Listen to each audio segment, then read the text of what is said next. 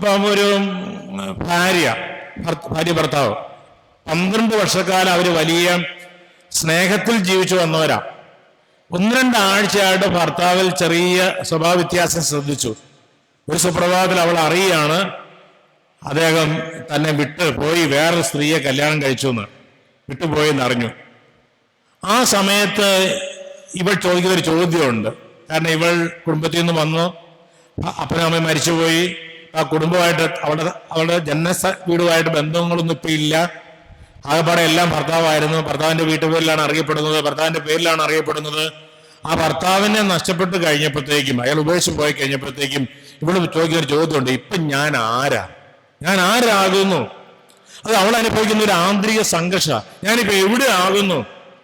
അതും ഒരു ആന്തരിക സംഘർഷമാണ്.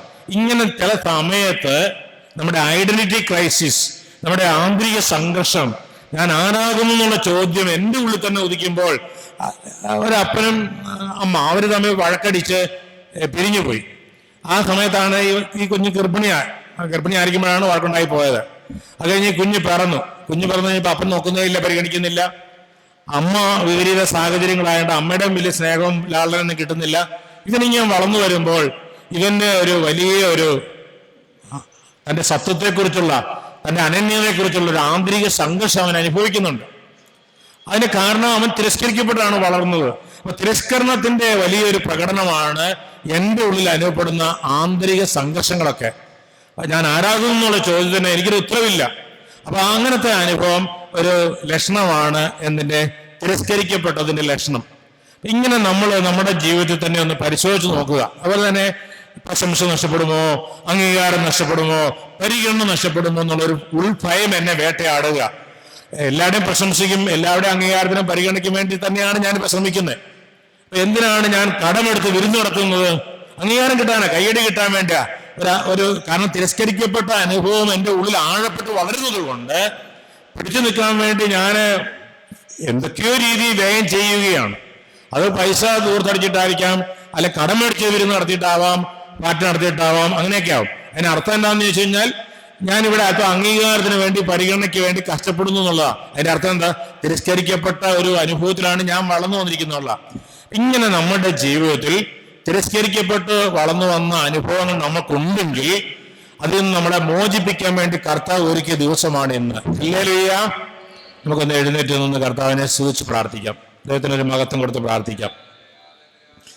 ഒന്ന് നമ്മളെ തന്നെ എന്ന് ഈ കേട്ടതിൽ എന്തെങ്കിലും നമ്മുടെ ജീവിതത്തിൽ ഉണ്ടോ എന്ന് നോക്കുക. എല്ലാം വേണമെന്നില്ല, നമ്മൾ അങ്ങനെയുള്ള ലക്ഷണങ്ങൾ ഉണ്ടോ എന്ന് നോക്കുക. ഉണ്ടെങ്കിൽ തീർച്ചയായിട്ടും നമ്മളത് അംഗീകരിച്ചുകൊണ്ട് കർത്താവെ, എൻ്റെ വളർച്ചയുടെ കാലഘട്ടങ്ങളിൽ ഇന്നുവരെയുള്ള ജീവിതത്തിൽ വേണ്ടത്ര അംഗീകാരം, പരിഗണന, പ്രശംസ, പ്രോത്സാഹനം ഒന്നും കിട്ടി വളർന്ന ഒരവസ്ഥ എനിക്കില്ല. തിരസ്കരിക്കപ്പെട്ട അതിൻ്റെ ലക്ഷണങ്ങളൊക്കെ എൻ്റെ ജീവിതത്തിൽ കാണപ്പെടുന്നുണ്ട്. എനിക്ക് അംഗീകരിക്കപ്പെടുന്നവരോടുള്ള അസൂയയുണ്ട് കർത്താവെ. അതുപോലെ തന്നെ പലപ്പോഴും മറ്റുള്ളവരൊക്കെ ആയിട്ടുള്ള കാര്യങ്ങളൊക്കെ ഓർക്കുമ്പോൾ, എൻ്റെ അവസ്ഥ ഓർക്കുമ്പോൾ എനിക്കൊരു നാണക്കേട്, ഒരു ചമ്മല് എനിക്ക് അനുഭവപ്പെടുന്നുണ്ട് കർത്താവെ. ദൈവമേ, ഇങ്ങനെയുള്ള ആന്തരിക വിഷമത്തിലാണ് ഞാൻ കഴിയുന്നത്. ഇന്ന് ഈ ലക്ഷണങ്ങൾ കാണപ്പെടുന്ന എന്നിൽ നിന്നെല്ലാം നീക്കുന്ന ഈ വൃക്ഷത്തെ ചൂടോടെ വേരോടെ പിഴുതു കളയുവാൻ അവിടുന്ന് തിരുമനസ്സാകുന്ന ദിനമാണല്ലോ. എന്നെ ഇതിൽ നിന്ന് മോചിപ്പിക്കുമെന്ന് ഞാൻ വിശ്വസിക്കുകയാണ്. അങ്ങനെ ഞാൻ പ്രത്യാശ അർപ്പിക്കുകയാണ്. നമുക്ക് കർത്താവിന്റെ പക്കലേക്ക് ഹൃദയം ഉയർത്തിയതിന്റെ പ്രതീകമായി കരങ്ങൾ ഉയർത്തി ശക്തമായി അവിടുത്തെ വിളിച്ച് സ്തുതിക്കാം. Hallelujah, hallelujah. യേശുവേ, യേശുവേ, യേശുവേ, യേശുവേ, യേശുവേ, യേശുവേ, യേശുവേ, യേശുവേ, യേശുവേ, യേശുവേ, യേശുവേ, യേശുവേ. തിരസ്കരിക്കപ്പെട്ട അനുഭവത്തിൽ വളർന്നു വന്നതിന്റെ എല്ലാ പ്രയാസങ്ങളും ഞങ്ങളുടെ ആന്തരികതയിൽ കിടക്കുന്നത്, ഞങ്ങളെ അരട്ടുന്നത്, പറഞ്ഞു വന്ന ലക്ഷണങ്ങൾ എന്തെങ്കിലുമൊക്കെ ഉണ്ടെങ്കിൽ ദൈവമേ അതിൽ നിന്നെല്ലാം ഞങ്ങൾക്ക് മോചനം തരണമേ എന്ന് പ്രാർത്ഥിക്കുന്നു. ദൈവത്തോടുള്ള ബന്ധത്തിലുള്ള വിഷമങ്ങൾ ഞങ്ങൾ അനുഭവിക്കുന്നത്, യേശുവേ, ഞങ്ങൾക്ക് സുരക്ഷിത ബോധമില്ലാത്തത്, ഞങ്ങൾക്ക് സ്വയാനുകമ്പ ഉള്ളത്, അതുപോലെ തന്നെ ഞങ്ങൾ എസ്കേപ്പിസം, ഞങ്ങൾ ഉത്തരവാദിത്വം ഒളിച്ചോടുന്ന കർത്താവേ, ഉത്തരവാദിത്തങ്ങൾ നിറവേറ്റാനുള്ള ശേഷിയില്ല കർത്താവേ. ഞങ്ങൾ ഞങ്ങളുടേതായ സംഘർഷത്തിൽ പെട്ടുകയാണ്. ഒരു മായിക പ്രപഞ്ചത്തില്, ഒരു ദിവാസ്വപ്നം കണ്ട ഒരു ലോകത്തിന് ഞങ്ങൾ വ്യാപരിക്കുകയാണ് കർത്താവേ. അങ്ങനെയുള്ള അനുഭവത്തിൽ നിന്ന് വിടുവിക്കണമെന്ന് പ്രാർത്ഥിക്കുന്നു. അടിമത്തത്തിൽ നിന്ന് മോചിപ്പിക്കണമെന്ന് പ്രാർത്ഥിക്കുന്നു. അപകർഷത്തിൽ നിന്ന് വിടുവിക്കണമെന്ന് പ്രാർത്ഥിക്കുന്നു. കുറ്റബോധത്തിൽ നിന്ന് വിടുവിക്കണമെന്ന് പ്രാർത്ഥിക്കുന്നു കർത്താവേ. മറ്റുള്ളവരുടെ അംഗീകാരത്തിനും പ്രശംസിക്കുമ്പോഴുള്ള ദാഹത്തിന് വിടുവിക്കണമെന്ന് പ്രാർത്ഥിക്കുന്നു. ഇതൊക്കെ നഷ്ടപ്പെടുമെന്നുള്ള ഭയത്തിൽ നിന്നും അങ്ങനെയുള്ള വ്യക്തികളിൽ നിന്നുള്ള അകൽച്ചയിൽ ഞങ്ങളെ രക്ഷിക്കണമേ എന്ന് പ്രാർത്ഥിക്കുന്ന കർത്താവെ. ആന്തരിക സംഘർഷം ഞങ്ങൾ അനുഭവിക്കുന്നതെല്ലാം അങ്ങയുടെ മുമ്പിലേക്ക് ഞങ്ങൾ ഉയർത്തിക്കൊണ്ട് വരുന്നു കർത്താവെ. വിടുവിച്ചെടുക്കണമേ, സ്വതന്ത്രമാക്കിയെടുക്കണമേ എന്ന് പ്രാർത്ഥിക്കുന്നു. ഞങ്ങളുടെ വേരായി ക്രിസ്തു മാറട്ടെ. യേശു ക്രിസ്തുവിൽ വേരുറപ്പിക്കപ്പെടുന്നവരായി ഞങ്ങൾ മാറട്ടെ. ദാവീദിന്റെ വേരായി മാറിയ മിശിഹായേ, ഞങ്ങളുടെ വേരായി അവിടുന്ന് മാറാൻ, അങ്ങയിൽ വേരുറപ്പിക്കപ്പെടുവാൻ ഞങ്ങൾ ആഗ്രഹിച്ച് പ്രാർത്ഥിക്കുന്നു. ഹല്ലേലൂയ, ഹല്ലേലൂയ, ഹല്ലേലൂയ. യേശുവേ നന്ദി, യേശുവേ നന്ദി, യേശുവേ നന്ദി, യേശുവേ നന്ദി, യേശുവേ സ്തോത്രം. നമുക്കിരിക്കാം. ഇനി ഈ വേരുകൾ, നമ്മൾ ലക്ഷണങ്ങളാണ് കണ്ടത്. ആ വേരുകൾ, അതിൻ്റെ ഉറവിടം മുതൽ നമ്മളിങ്ങനെ തേടി പോവുകയാണ്. അപ്പോഴങ്ങനെ നമ്മുടെ ജീവിതത്തിലുണ്ടെങ്കിൽ ആ വേരോടെ നമ്മൾ പിഴുതു കളയാൻ വേണ്ടിയാണ് കണ്ടെത്താനായിട്ട് ശ്രമിക്കുന്നത്. ഒരു സ്ത്രീ, നമ്മളമ്മമാരാണല്ലോ, അമ്മമാരിവിടെ ഉണ്ട്, അപ്പന്മാരുണ്ട്, ഗർഭിണിയാണെന്ന് അറിയുമ്പോൾ ഇപ്പം വേണ്ടായിരുന്നു, കുഞ്ഞിനിപ്പോൾ വേണ്ടായിരുന്നു, എന്ത് ചെയ്യും? അപ്പൊ കുഞ്ഞിനെ വേണ്ടായിരുന്നു എന്ന് അമ്മ മനസ്സിൽ ചിന്തിക്കുമ്പോൾ ആ കുഞ്ഞിനെ തിരസ്കരണം തുടങ്ങി. തിരസ്കരിക്കപ്പെട്ടു. ഈ കുഞ്ഞിനെ എനിക്ക് വേണ്ടായിരുന്നു, ഇപ്പൊ എന്തിനു ഞാൻ? ഭർത്താവ് പറയാം, നീ എന്തിനാ ഇപ്പം ഗർഭം ധരിച്ചത്? ഒക്കെ നോക്കി കണ്ടൊക്കെ നിൽക്കണ്ടായിരുന്നോ? ആ കുഞ്ഞിന് തിരസ്കരണമായി. പിന്നെ അവര് കളഞ്ഞേക്കാമെന്ന് വിചാരിക്കുക, അപ്പൊ വീണ്ടും തിരസ്കരിക്കുക. പിന്നെ കൊണ്ടു കളയാനായിട്ട് അല്ല ആശുപത്രിയിൽ അങ്ങനെയുള്ള ചികിത്സയിലേക്കൊക്കെ പോകാൻ തോന്നുന്നില്ല. പക്ഷെ എങ്ങനെയും പോയി കിട്ടിയാൽ മതി എന്നുള്ളൊരാഗ്രഹമാണ്. അത് കുഞ്ഞിന് തിരസ്കരണമായി തീരുക. പ്രസവം നീണ്ടു പോയിക്കൊണ്ടിരിക്കുക. ഞാൻ പ്രസവിക്കാനായിട്ട് പറ്റുന്നില്ല, പരിചരണത്തിലാണ്, ഹോസ്പിറ്റലിലാണ്, അല്ലെങ്കിൽ സാഹചര്യത്തിലാണ്, പക്ഷെ നീളുന്നു, വേദന വർദ്ധിക്കുന്നു, പ്രസവം നടക്കുന്നില്ല.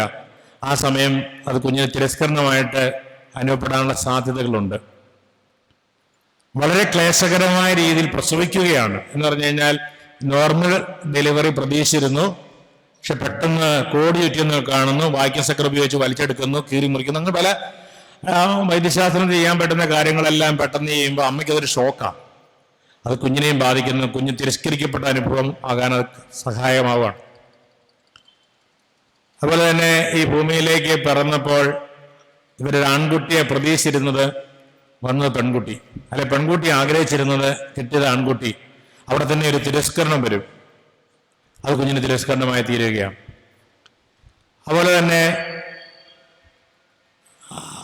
കുഞ്ഞിന് ഈ കാലഘട്ടത്തിൽ, കുഞ്ഞു പ്രായത്തിലൊക്കെ മാറി മാറി എപ്പോഴും രോഗം വരാം. ഈ രോഗാനുഭവങ്ങളിലൂടെ കുഞ്ഞ് കടന്നു പോകുമ്പോൾ അത് കുഞ്ഞിന് തിരസ്കരണമായിട്ടാണ് അനുഭവപ്പെടുക. ചിലപ്പോൾ ചില ശാരീരിക ന്യൂനതകളുണ്ടാവാം. കോങ്കണ്ണോ ചെവിക്കോ കൈക്കോ കാലിനൊക്കെ ചില പോരായ്മകൾ ഉണ്ടാവാം. അപ്പൊ അതിൻ്റെ പേരിലുള്ള കാര്യങ്ങളൊക്കെ വരുമ്പോഴും കുഞ്ഞിനെ തിരസ്കരണമായിട്ടാണ് അനുഭവപ്പെടുക.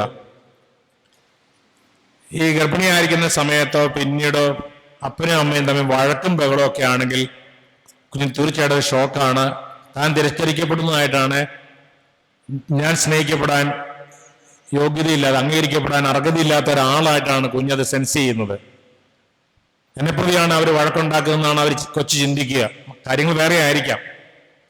അപ്പം അമ്മയ്ക്ക് ദുഃഖവും നിരാശയും അസ്വസ്ഥതയും കോപവും വെറുപ്പും ഒക്കെ വരുമ്പോൾ കുഞ്ഞോർക്കുന്ന എന്നെപ്രതിയാ, ഞാൻ അംഗീകരിക്കപ്പെടാൻ യോഗ്യതയുള്ള ഒരാളല്ല, സ്നേഹിക്കപ്പെടാൻ അർഹതയുള്ള ഒരാളല്ലെന്നാണ് കുഞ്ഞിന്റെ കുഞ്ഞ് സെൻസ് ചെയ്യുന്ന രീതി.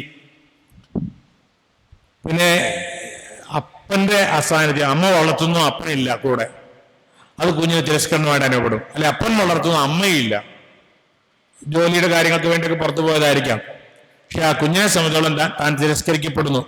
ഇനി രണ്ടുപേരും അല്ല വളർത്തുന്നത്, വല്യപ്പനോ വല്യമ്മയൊക്കെ ആയിരിക്കാം, അല്ലെങ്കിൽ മറ്റാരെങ്കിലും ഒക്കെ ആയിരിക്കാം. അത് കുഞ്ഞിന് തിരസ്കരണമായിട്ടാണ് അനുഭവപ്പെടുന്നത്. ഈ കുഞ്ഞ് ജനിച്ച ഉടനെ തന്നെ അതിന്റെ ജീവൻ നിലനിർത്തുന്നതിന്റെ കാര്യമായിട്ട് ബന്ധപ്പെട്ട് ഇൻക്യുബേറ്ററിലൊക്കെ വെക്കുമല്ലോ, അത് കുഞ്ഞിന് തിരസ്കരണമായിട്ട് അനുഭവപ്പെടുന്നത്. അതുപോലെ തന്നെ ഈ ഓർഫനേജിലൊക്കെ വളർന്നു വരികയാണ്, തിരസ്കരിക്കപ്പെടുന്നതിന്റെ അനുഭവം ഉണ്ടത്. കുഞ്ഞു പ്രായത്തിൽ തന്നെ ഹോസ്റ്റലൊക്കെ കൊണ്ടാക്കുകയാണെങ്കിലും കുഞ്ഞിനത് തിരസ്കരണമായിട്ട് അനുഭവപ്പെടും.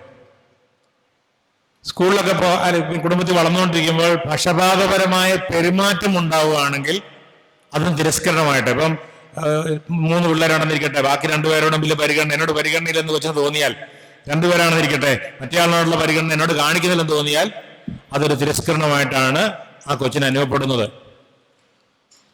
സ്കൂളിലൊക്കെ ചെന്ന് കഴിയുമ്പോഴത്തേക്കും അധ്യാപകർ പക്ഷപാതപരമായിട്ടാണ് പെരുമാറുന്നെങ്കിലും കുഞ്ഞിന് തിരസ്കരിക്കപ്പെട്ട അനുഭവമായിട്ട് തോന്നും. വളർന്നു വരുന്ന കാലഘട്ടത്തിൽ ഈ ഭക്ഷണവുമായിട്ട് ബന്ധപ്പെട്ട് ചിലപ്പോൾ പ്രായമുള്ള കാരണന്മാരൊക്കെ ഉണ്ടെങ്കിൽ, വലിയമൊക്കെ ഉണ്ടെങ്കിൽ അവർക്ക് എല്ലാ ഭക്ഷണമൊന്നും സ്വീകാര്യമായിരിക്കില്ല. അവർക്ക് വേണ്ടി ചില സ്പെഷ്യൽ ഭക്ഷണം കൊടുക്കുമ്പോൾ അത് കൊച്ചിന് വേണ്ടിയുള്ളതല്ല, കൊച്ചിനത് ചിലപ്പോൾ ഉപകാരപ്പെടുകയല്ലായിരിക്കും. പക്ഷേ അവർക്കത് കൊടുക്കുകയും കൊച്ചിന് കിട്ടാതെ വരികയും ചെയ്യുമ്പോൾ താൻ തിരസ്കരിക്കപ്പെടുന്നതാണ് കൊച്ചിന് തോന്നുക. അപ്പോൾ തന്നെ സ്കൂളിൽ ചെന്നപ്പോൾ ബാക്കിയുള്ളവർക്കൊക്കെ ഉള്ളത് എനിക്കില്ല, അവരെ പോലെ നല്ല ഡ്രസ്സില്ല, അല്ലെങ്കിൽ അവരെ പോലെയുള്ള ബാഗില്ല, അവരെ പോലെയുള്ള പുസ്തകങ്ങളില്ല, അവരെ പോലെയുള്ള സൗകര്യങ്ങളില്ല, അങ്ങനെയൊക്കെ തോന്നുമ്പോൾ താൻ തിരസ്കരിക്കപ്പെട്ടതായിട്ട് കുഞ്ഞിന് അനുഭവപ്പെടാറുണ്ട് വളർച്ചയുടെ കാലഘട്ടങ്ങളിൽ. പിന്നെ ഓരോ മേഖലകളിൽ തിരസ്കരിക്കപ്പെടുന്ന അനുഭവങ്ങൾ വരുമ്പോൾ പിന്നീടുള്ള കാര്യങ്ങളൊക്കെ ഈ 0 മുതൽ 7 വയസ്സ് വരെയുള്ള കാലഘട്ടമാണ് നമ്മൾ പ്രത്യേകം ഊന്നിപ്പോകുന്നത്. പിന്നീടുള്ളത് നമുക്ക് പെട്ടെന്ന് ഓർമ്മ വരും. എവിടെയൊക്കെയാണ് ഞാൻ തിരസ്കരിക്കപ്പെട്ടിരിക്കുന്നത്, ഞാൻ തഴയപ്പെട്ടിരിക്കുന്നത്, ഞാൻ പുറന്തള്ളപ്പെട്ടിരിക്കുന്നത്, ഞാൻ അവഗണിക്കപ്പെട്ടുള്ളത് എവിടെയൊക്കെയാണ്. ഇതെല്ലാം ഈ വേരിൽ നിന്ന് ഇങ്ങനെ വളർന്നു വരുമ്പോഴത്തേക്കും അത് നമ്മൾ ഈ ശക്തമായ സ്വാധീനമായി കഴിയുമ്പോഴത്തേക്കും ഇപ്പോൾ അതിൻ്റെതായ എല്ലാ പ്രയാസങ്ങളും ഞാൻ അനുഭവിക്കുകയാണ്, ബുദ്ധിമുട്ട് ഞാൻ അനുഭവിച്ചുകൊണ്ടിരിക്കുകയാണ്. അങ്ങനെ തിരസ്കരണത്തിൻ്റെ ഇതെല്ലാം വേരുകളാണ്. നമ്മളിപ്പോൾ ഇങ്ങനെയുള്ള അവസ്ഥ ഒന്നും വേണ്ട പോട്ടെന്നൊക്കെ വെച്ചാലും പിന്നെയും പൊങ്ങി വരുന്നവരെ കാരണം ഈ വേരിൽ നിന്നുള്ളതാണ് എന്നെ രൂപപ്പെട്ടിരിക്കുന്നത്. ഇതാണ് നമ്മൾ ഇവിടെ ഇന്ന് ഉദ്ദേശിക്കുന്ന സിക്കിമിൻ വൃക്ഷം എന്ന് പറയുന്നത്. ഇതിനെയാണ് കർത്താവ് പറഞ്ഞത് വിശ്വാസം കൊണ്ട് ചൂടോടെ ഇളക്കിക്കളയണമെന്ന്. എന്നിട്ടാണ് പുതിയൊരു ജീവിതം നയിക്കാൻ യേശുക്രിസ്തുവിൽ വേരുറക്കേണ്ടതെന്ന് പറയുന്നതിന്റെ കാര്യം അതാണ്. ഇങ്ങനെ തിരസ്കരിക്കപ്പെട്ട അടയാളങ്ങളുള്ള, ലക്ഷണങ്ങളുള്ള, അല്ലെങ്കിൽ അങ്ങനെയുള്ള വേരുകളുള്ള ജീവിതം ഞാൻ അവിടുന്ന് ഉയർത്തേണ്ടിയിരിക്കുക, പൊക്കിയെടുത്തോണ്ട് കളയേണ്ടിയിരിക്കുക. കാരണം ഇനി അതിനകത്ത് നിൽക്കേണ്ട ആവശ്യം എനിക്കില്ല. അതിനാൽ ഞാൻ ബോധപൂർവം ഇങ്ങനെയുള്ള തിരസ്കരണത്തിന്റെ അനുഭവങ്ങൾ നമ്മളിങ്ങനെ നമ്മുടെ ജീവിതമായിട്ട് ബന്ധപ്പെടുത്തി ചിന്തിക്കുമ്പോൾ കുറേ കാര്യങ്ങൾ നമ്മളിങ്ങനെ ഓർത്തോർത്ത് വരും.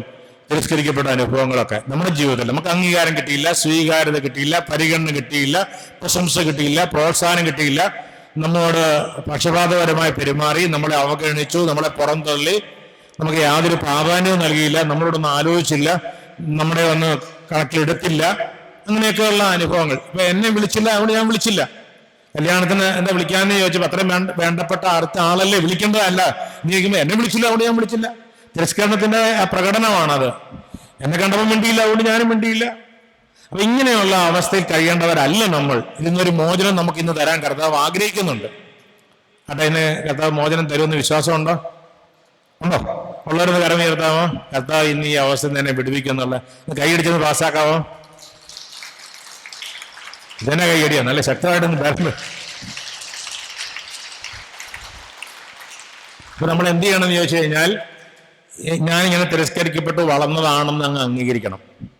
എന്നിട്ട് ഈ കേട്ട എന്തെങ്കിലും കാര്യങ്ങൾ നമ്മുടെ ജീവിതത്തിലുണ്ടെങ്കിൽ അത് ബോധപൂർവം കർത്താവിനെ ഏൽപ്പിച്ചു കൊടുക്കണം. അങ്ങനെ നമ്മൾ കർത്താവിനെ ഏൽപ്പിച്ചു കൊടുക്കുമ്പോൾ കർത്താവ് നമ്മളോട് സഹകരിക്കുകയാണെങ്കിൽ ചൂടോടെ ഇത് പറിച്ചു കളയും. പിന്നെ നമുക്ക് പുതിയൊരു ജീവിതം നയിക്കാനായിട്ടുള്ള കൃപാവരം തുറക്കപ്പെടുകയായി. നമുക്ക് അതുകൊണ്ടൊന്ന് സമർപ്പിച്ച് തിരസ്കരിക്കപ്പെട്ടതിൻ്റെ ഈ കേട്ടു വന്ന കാര്യങ്ങൾ എന്തെങ്കിലുമൊക്കെ ഉണ്ടെങ്കിൽ, പക്ഷപാതപരമായ പെരുമാറ്റം കുടുംബാംഗങ്ങളിൽ നിന്നൊക്കെ ഉണ്ടായിട്ടുണ്ടെങ്കിൽ, ഭാഗോടമ്പടിയിലൊക്കെ സംഭവിച്ചിട്ടുണ്ടെങ്കിൽ, അതുപോലെ തന്നെ സഹോദരങ്ങൾക്കുള്ള പോലെ ഒരു ജീവിതാന്തസ്സേക്ക് പ്രവേശിക്കാൻ എനിക്ക് കഴിഞ്ഞിട്ടില്ലെങ്കിൽ, സഹോദരങ്ങളുടെ മക്കൾ വളർന്ന പോലെ നമുക്ക് വളർച്ച ഇല്ല എങ്കിൽ, വീടില്ല എങ്കിൽ, വാഹനമില്ല എങ്കിൽ, തിരസ്കരണത്തിന്റെ നൊമ്പരങ്ങൾ, കളിയാക്കലിന്റെ, അപമാനത്തിന്റെ ഒക്കെ അനുഭവങ്ങളുണ്ടെങ്കിൽ, ചമ്മൽ അനുഭവപ്പെടുന്നുണ്ടെങ്കിൽ, അതൊക്കെ എല്ലാം ഒന്ന് സമർപ്പിച്ച് ഒന്ന് ശക്തമായിട്ടൊന്ന് സ്തുതിച്ച് പ്രാർത്ഥിക്കാം. Hallelujah, hallelujah. ഹൃദയം തുറന്ന് ഞങ്ങൾ പ്രാർത്ഥിക്കുന്നു കർത്താവേ. ഒത്തിരിയേറെ തിരസ്കരണം ഞങ്ങൾക്ക് ലഭിച്ചിട്ടുണ്ട് കർത്താവേ. അതിന്റെ ഓരോ അവസ്ഥകളും ഞങ്ങൾ കാണപ്പെടുന്നുണ്ട് കർത്താവ്. ആ വേരുകൾ പിഴുതു മാറ്റപ്പെടുമല്ലോ, അങ്ങാണല്ലോ പറഞ്ഞത്. ഇത് ചൂടോടെ നീങ്ങിപ്പോകുമെന്ന്. ആയതിനാൽ ഞങ്ങൾ പ്രതീക്ഷയോടെ പ്രാർത്ഥിക്കുകയാണ്. ഹല്ലേലൂയ, ഹല്ലേലൂയ, ഹല്ലേലൂയ, ഹല്ലേലൂയ, ഹല്ലേലൂയ. ദൈവമേ സ്തോത്രം, ദൈവമേ നന്ദി. ഹല്ലേലൂയ, ഹല്ലേലൂയ, ഹല്ലേലൂയ, ഹല്ലേലൂയ, ഹല്ലേലൂയ. യേശുവേ സ്തുതി, യേശുവേ ആരാധന. ദൈവമേ സ്തോത്രം, കർത്താവേ നന്ദി. ഹല്ലേലൂയ, ഹല്ലേലൂയ, ഹല്ലേലൂയ. ദൈവമേ സ്തുതി, ദൈവമേ ആരാധന, ആരാധന, ആരാധന, ആരാധന, ആരാധന, ആരാധന. കർത്താവേ സ്തോത്രം, കർത്താവേ നന്ദി. കർത്താവേ തിരസ്കരണത്തിന്റെ വേരുകളെ കാണിച്ചു തരണമേ. അതിനെ പറിച്ചു കളയാനായിട്ട് ഞങ്ങൾ ആഗ്രഹിക്കുമ്പോൾ അവിടുത്തെ വെളിച്ചം വീശണമേ. ഏതെല്ലാം മേഖലകളിൽ എന്നെല്ലാം ഞാൻ തിരസ്കരിക്കപ്പെട്ടിട്ടുണ്ട്, അവഗണിക്കപ്പെട്ടിട്ടുണ്ട്, തഴയപ്പെട്ടിട്ടുണ്ട്, പുറം തള്ളപ്പെട്ടിട്ടുണ്ട്, പക്ഷപാതപരമായ പെരുമാറ്റത്തിന് ഇരയായി തീർന്നിട്ടുണ്ട്. അവിടുന്ന് എല്ലാവരും വിടുതൽ നൽകുവാൻ കർത്താവെ കരുണയായിരിക്കണമേ എന്ന് പ്രാർത്ഥിക്കുന്നു. സ്വതന്ത്രമാക്കി തരണമേ, മോചിപ്പിക്കണമേ, വിടുവിക്കണമേ എന്ന് പ്രാർത്ഥിക്കുന്നു. ഹല്ലേലൂയ, ഹല്ലേലൂയ, ഹല്ലേലൂയ, ഹല്ലേലൂയ, ഹല്ലേലൂയ. ദൈവമേ സ്തോത്രം, ദൈവമേ നന്ദി, യേശുവേ സ്തോത്രം, യേശുവേ നന്ദി, ദൈവമേ ആരാധന, ആരാധന, ആരാധന, ആരാധന, ആരാധന. ഞങ്ങളെ സ്വതന്ത്രമാക്കണമേ, ഞങ്ങളെ വിടുവിക്കണമേ കർത്താവേ. ഹല്ലേലൂയ, ഹല്ലേലൂയ, ഹല്ലേലൂയ, ഹല്ലേലൂയ. യേശുവേ നന്ദി, യേശുവേ സ്തോത്രം, യേശുവേ നന്ദി, യേശുവേ നന്ദി, യേശുവേ സ്തോത്രം, യേശുവേ നന്ദി, യേശുവേ സ്തോത്രം. മോശയുടെ ജീവിതത്തിലേക്ക് നമ്മൾ നോക്കിക്കഴിഞ്ഞാൽ ഒത്തിരി തിരസ്കരണത്തിൽ വളർന്നു വന്ന വ്യക്തിയാണ് നമുക്കെല്ലാം സുപരിചിതനായ പഴയ നിയമത്തിലെ മോശ. ഹെബ്രായ സ്ത്രീകൾക്ക് ആൺകുട്ടികൾ ജനിച്ചാൽ സൂതികർമ്മിണികളോട്, വയറ്റാട്ടികളോട് പറഞ്ഞത് അവരെ കൊന്നുകളയണമെന്നാണ്.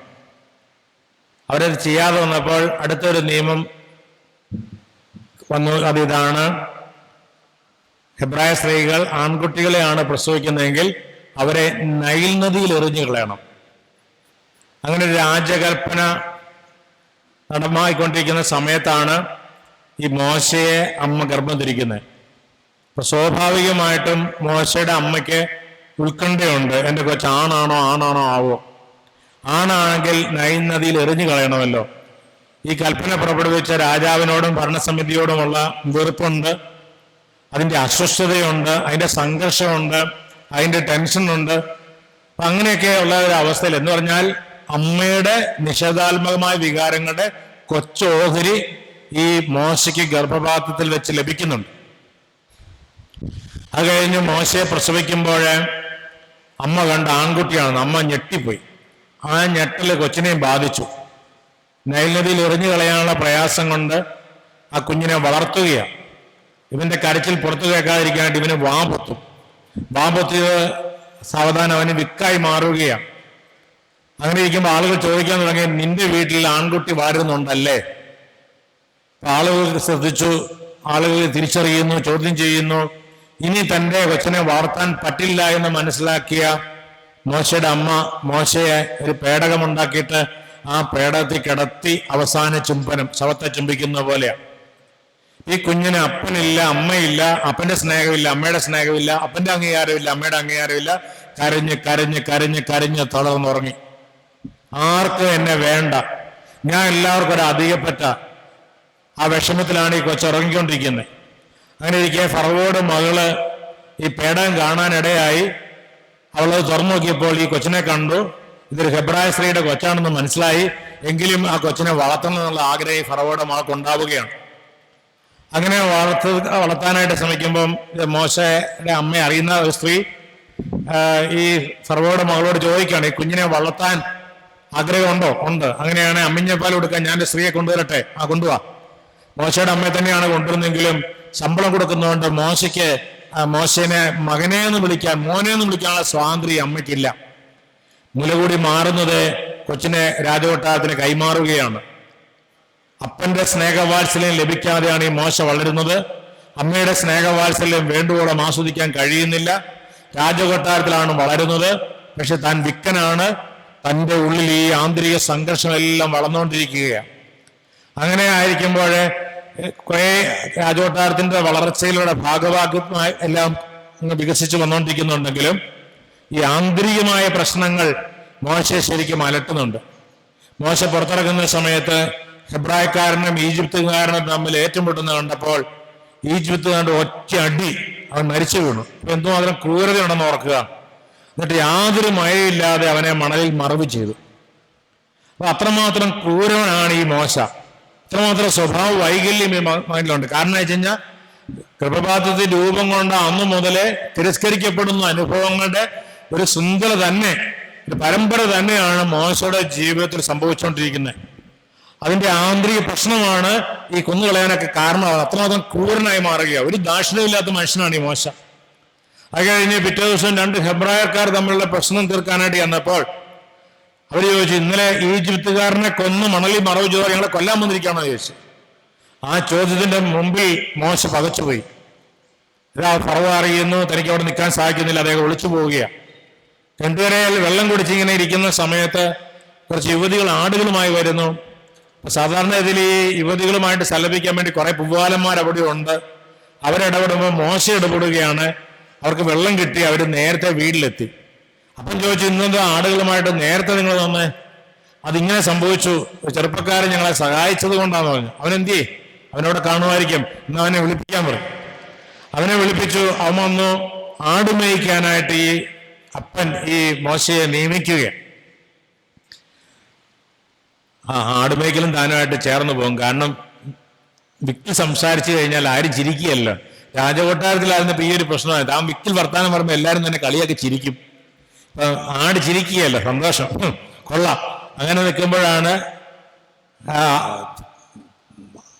ഒരു മകളെ കെട്ടിച്ചു കൊടുക്കാനായിട്ട് അപ്പന് തോന്നുന്നത്.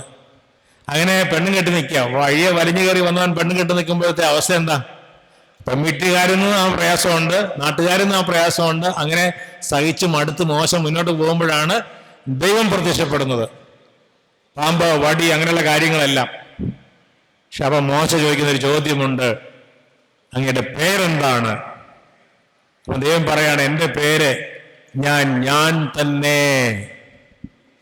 ഞാൻ തന്നെ എന്ന് പറഞ്ഞപ്പോൾ അത് മോശയുടെ വ്യക്തിത്വത്തിലേക്കുള്ള വിരൽ ചൂണ്ടല. കാരണം മോശ ഇപ്പോൾ വലിയൊരു ആന്തരിക സംഘർഷത്തിലൂടെയാണ് കടന്നു പോകുന്നത്. ഒരപ്പന്റെ പേര് പറയാൻ തനിക്കൊരു അപ്പനില്ല, ഒരമ്മയുടെ പേര് പറഞ്ഞാൽ മുന്നോട്ട് പോകാനായിട്ട് പറ്റിയില്ല. കാരണം ഹെബ്രായ സ്ത്രീകൾക്ക് ആൺകുട്ടികൾ ജനിച്ചു കഴിഞ്ഞാൽ അവരെ കൊന്നുകളയണം. അപ്പോൾ സ്വന്തം അപ്പന്റെയും അമ്മയുടെയും പേര് പറഞ്ഞ് അവരുടെ മകനാണെന്ന് പറയാൻ മോശയ്ക്ക് അവകാശമില്ലാത്തൊരു അവസ്ഥയാണ്. ഫറവോയുടെ മകളുടെ മകനാണ് ഇപ്പൊ അറിയപ്പെടുന്നത്. പക്ഷെ അത് അത്ര സുഖകരമായിട്ട് ഈ മോശയ്ക്കോട്ട് തോന്നുന്നുമില്ല. അവിടെ തന്റെ ഒരു ആന്തരിക സംഘർഷം മോശ ഉയർത്തുകയാണ്. ദൈവം പറഞ്ഞു, ഞാൻ തന്നെ എന്ന് പറഞ്ഞു കഴിഞ്ഞപ്പോഴത്തേക്കും, ഞാനാകുന്നവനാണ് നിന്നെ അയക്കുമെന്ന് പറഞ്ഞപ്പോഴത്തേക്കും മോശയ്ക്ക് അതിന്റെ ഉത്തരം കിട്ടി. ഇനി എനിക്ക് എന്റെ ദൈവമായ കർത്താവിന്റെ നാമത്തിൽ അറിയപ്പെട്ടാൽ മതി, ദൈവം എന്നിലൂടെ പ്രവർത്തിച്ചാൽ മതി, ആ ദൈവത്തിന്റെ മകനാണ് ഞാൻ. മോശ ഈ അവബോധത്തിലേക്ക് വരികയാണ്. മോശയ്ക്ക് ഇപ്പൊ ഒരു അപ്പനെ കിട്ടി, മോശയ്ക്ക് ഒരു അഡ്രസ് കിട്ടി. ഞാൻ തന്നെ എന്ന് ദൈവം പറഞ്ഞപ്പോൾ ഇവന്റെ ആന്തരിക സംഘർഷം അവസാനിക്കുകയാണ്. എനിക്കൊരു അപ്പനുണ്ട്, എനിക്കൊരു അസ്തിത്വമുണ്ട്, എനിക്കൊരു അനന്യതയുണ്ട്, എനിക്കൊരു സത്വമുണ്ട്. ഈ അവബോധത്തിലേക്ക് വരുന്നതാണ് മോശ ധീരമായി ശുശ്രൂഷ ചെയ്യാൻ, പ്രവാചക ധർമ്മം നിറവേറ്റാൻ ശക്തനായി മാറുന്നതിന്റെ കാരണം. ക്ഷിപ്രകോപിയായിരുന്ന മോശ ഈ സാന്നിധ്യാനുഭവത്തിൽ, ദൈവ സാന്നിധ്യാനുഭവത്തിൽ വളർന്നു വരുമ്പോൾ അദ്ദേഹം ഭൂമുഖത്ത് ജീവിച്ച വ്യക്തികൾ സൗമ്യനായിരുന്നു എന്നാണ് സംഖ്യ 12:3 നമുക്ക് പറഞ്ഞു തരുന്നത്. എങ്ങനെ ഈ സൗമ്യത അദ്ദേഹത്തിലേക്ക് വന്നു? കാരണം തന്റെ ഉള്ള മുഴുവൻ മാറ്റി. ഈ വേര് തിരസ്കരണത്തിന്റെ ഒരു വലിയ വൃക്ഷമായി വളർന്നു വന്ന മോശയുടെ ആ തിരസ്കരണത്തിന്റെ വൃക്ഷത്തെ ദൈവമായ കർത്താവ് മോശയിൽ നിന്ന് പുറന്തള്ളിയിട്ട് ഇതാ ദൈവത്തിന് സ്വീകാര്യമായൊരു വ്യക്തിത്വം നൽകി, ഒരു അന്തസ്സ് നൽകി, ഒരു അഭിജാത്യം നൽകി മോശയെ ദൈവം ഉയർത്തി. അതേപോലെ നമ്മുടെ ജീവിതത്തിലും ഇന്ന് ഇടപെടുവാൻ ദൈവം ആഗ്രഹിക്കുന്നു. നമ്മളൊന്ന് തയ്യാറാവുക. കർത്താവേ, എനിക്കിനി അങ്ങയുടെ നാമത്തിൽ അറിയപ്പെട്ടാൽ മതി, എനിക്ക് വളരണം, എനിക്ക് അങ്ങയിൽ വളരണം, അങ്ങയിൽ ഉയരണം, അങ്ങയിൽ വേരുവാകണം, അങ്ങയിൽ അടിയുറയ്ക്കണം. ആഗ്രഹം പ്രകടമാക്കി ഒരു സഹകരണ മനോഭാവത്തോടെ ആ പഴയ മനുഷ്യനെ ഉരിഞ്ഞു കളയാൻ ആര് തയ്യാറാകുന്നുവോ അവരുടെ ജീവിതത്തിൽ ഇപ്പോൾ ദൈവം ഇറങ്ങി വരുന്ന ഇടപെടുന്ന സന്ദർഭം. നമുക്കൊന്ന് കരങ്ങൾ ഉയർത്താം, ഹൃദയം തുറക്കാം, ശക്തമായിട്ടൊന്ന് യേശുവെ വിളിച്ച് പ്രാർത്ഥിക്കാം. യേശുവേ, യേശുവേ, യേശുവേ, യേശുവേ, യേശുവേ, യേശുവേ, യേശുവേ, യേശുവേ, യേശുവേ, യേശുവേ, യേശുവേ, യേശുവേ, യേശുവേ, യേശുവേ, യേശുവേ. ഞങ്ങളുടെ ആന്തരിക സംഘർഷം അവസാനിക്കട്ടെ. ഞാൻ ആരാകുന്നു, ഞാൻ എവിടെയാകുന്നു? ഈ ചോദ്യത്തിന്റെ മുമ്പിൽ ഞാൻ എന്റെ ദൈവമായ കർത്താവിലാകുന്നു, യേശുക്രിസ്തുവിൽ ദൈവത്തെ പിതാവായി ലഭിച്ച് ഞാൻ പിതാവിന്റെ മകനാകുന്നു, മകളാകുന്നു. ഈ അവബോധം ഞങ്ങളിൽ ആഴപ്പെടട്ടെ. മോശ സ്വതന്ത്രമായതുപോലെ ഞങ്ങളും സ്വതന്ത്രമാകട്ടെ. തിരസ്കരിക്കപ്പെട്ട വൃക്ഷം ഞങ്ങളിൽ നിന്ന് ചൂടോടെ വേരോടെ നീങ്ങിപ്പോയി യേശുക്രിസ്തുവിൽ പണിതുയർത്തപ്പെടുന്ന, യേശുക്രിസ്തു ഞങ്ങളുടെ വേരായി മാറുന്ന ഒരു ജീവിത ശൈലിയിലേക്ക് ഞങ്ങൾ പ്രവേശിക്കാൻ ഇടയാകട്ടെ. ഹല്ലേലൂയ, ഹല്ലേലൂയ, ഹല്ലേലൂയ. ദൈവമേ സ്തോത്രം, ദൈവമേ നന്ദി. യേശുവേ ശക്തമായിട്ട് ശ്രദ്ധിച്ച് പ്രാർത്ഥിച്ചേ, ശക്തമായിട്ട് പ്രാർത്ഥിച്ചേ. ഹല്ലേലൂയ ഹല്ലേലൂയ ഹല്ലേലൂയ ഹല്ലേലൂയ ഹല്ലേലൂയ. ദൈവമേ സ്തോത്രം, ദൈവമേ നന്ദി. യേശുവേ സ്തുതി, യേശുവേ ആരാധന. ദൈവമേ സ്തോത്രം, യേശുവേ നന്ദി, യേശുവേ നന്ദി, യേശുവേ നന്ദി, യേശുവേ നന്ദി, യേശുവേ നന്ദി, യേശുവേ നന്ദി. നമ്മൾ ഹെബ്രായർക്കുള്ള ലേഖനം 11-ാം അധ്യായം 23 മുതലുള്ള വാക്യങ്ങളിലെ ഈ പറഞ്ഞ കാര്യം നമുക്ക് മനസ്സിലാക്കിയെടുക്കാൻ പറ്റും. വിശ്വാസം മൂലം മോശയെ അവൻ ജനിച്ചപ്പോൾ മാതാപിതാക്കന്മാർ 3 മാസത്തേക്ക് ഒളിച്ചു വെച്ചു. എന്നാൽ കുട്ടി സുന്ദരനാണെന്ന് അവർ കണ്ടു. രാജകൽപ്പന അവർ ഭയപ്പെട്ടില്ല. മോശ വളർന്നു വന്നപ്പോൾ ഫറവോയുടെ മകളുടെ മകൻ എന്ന് വിളിക്കപ്പെടുന്നത് വിശ്വാസം മൂലം അവൻ നിഷേധിച്ചു. പാപത്തിന്റെ നൈമിഷിക സുഖങ്ങൾ ആസ്വദിക്കുന്നതിനേക്കാൾ ദൈവജനത്തിന്റെ കഷ്ടപ്പാടുകളിൽ പങ്കുചേരുന്നതിനാണ് അവൻ ഇഷ്ടപ്പെട്ടത്. ഇനിയുള്ള വാക്യം പ്രത്യേകം ശ്രദ്ധിക്കുക. ക്രിസ്തുവിനെ പ്രതി സഹിക്കുന്ന നിന്ദനങ്ങൾ ഈജിപ്തിലെ നിധികളെക്കാൾ വിലയേറിയ സമ്പത്തായി അവൻ കരുതി. ഞാൻ തന്നെ എന്ന് പറഞ്ഞപ്പോൾ അവിടെ ഈ മോശയ്ക്ക് പ്രത്യക്ഷനായ ദൈവം യേശു ക്രിസ്തുവാണ്. കാരണം ഈശോ യോഹന്നാൻ 8 പറയുന്നുണ്ട്, ഞാൻ തന്നെ എന്ന് നിങ്ങൾ വിശ്വസിക്കുന്നില്ലെങ്കിൽ നിങ്ങൾ നിങ്ങളുടെ പാപങ്ങളിൽ മരിക്കുമെന്ന്. ഞാൻ തന്നെ എന്ന് പറഞ്ഞ് മോശയ്ക്ക് പ്രത്യക്ഷനായത് യേശുവാണ്. ആ യേശുവിലാണ് മോശയുടെ ഈ ആന്തരിക പ്രശ്നം പരിഹരിക്കപ്പെട്ടത്. നമ്മളും യേശുക്രിസ്തുവിലായി കഴിഞ്ഞാൽ ഞാൻ ആരാകുന്നു, ഞാൻ യേശുക്രിസ്തുവിലാകുന്നു എന്ന് പറഞ്ഞാൽ ഞാൻ ദൈവത്തിന്റെ മകനാവുകയാണ്. അവിടെ ഞാനൊരു ഉറപ്പുള്ള വ്യക്തിയാണ്. യേശു ഉറപ്പുള്ളവനാണ്. യേശു എപ്പോഴും ഞാനാകുന്നു. വഴിയും സത്യവും ജീവനും ഞാനാകുന്നു. പുനരുത്ഥാനവും ജീവനും ഞാനാകുന്നു. ഞാൻ നല്ല ഇടനാകുന്നു. ഞാൻ വെളിച്ചമാകുന്നു. ഞാൻ മുന്തിരിച്ചെടിയാകുന്നു. കൃത്യമായിട്ടാണ് പറയുന്നത്, സംശയമില്ല. ഉറപ്പുള്ളവനാണ്. ആ ഉറപ്പുള്ളവനിൽ നമ്മൾ ഉറച്ചു കഴിഞ്ഞാൽ നമ്മുടെ ജീവിത ശൈലി മാറും. അതാണ് ഇവിടെ പറയുക. ക്രിസ്തുവിനെ പ്രതി സഹിക്കുന്ന നിന്ദനങ്ങൾ ഈജിപ്തിലെ നിധികളെക്കാൾ വിലയേറെ സമ്പത്തായി അവൻ കരുതി. തനിക്ക് ലഭിക്കാനിരുന്ന പ്രതിഫലത്തിലാണ് അവൻ ദൃഷ്ടി പതിച്ചത്. രാജകോപം ഭയപ്പെടാതെ വിശ്വാസത്തിൽ അവൻ ഈജിപ്ത് വിട്ടു. അദൃശ്യനായവനെ ദർശിച്ചാൽ എന്നപോലെ അവൻ സഹിച്ചു നിന്നു. അതുകൊണ്ട് പ്രിയപ്പെട്ടവരെ, നമുക്കും യേശുക്രിസ്തുവിൽ പണിയപ്പെടുന്ന ഒരു ജീവിതത്തിന്റെ ഉടമകളായി മാറാം. ഒരു കരം ഉയർത്തി ഹല്ലേലൂയ ഹല്ലേലൂയ.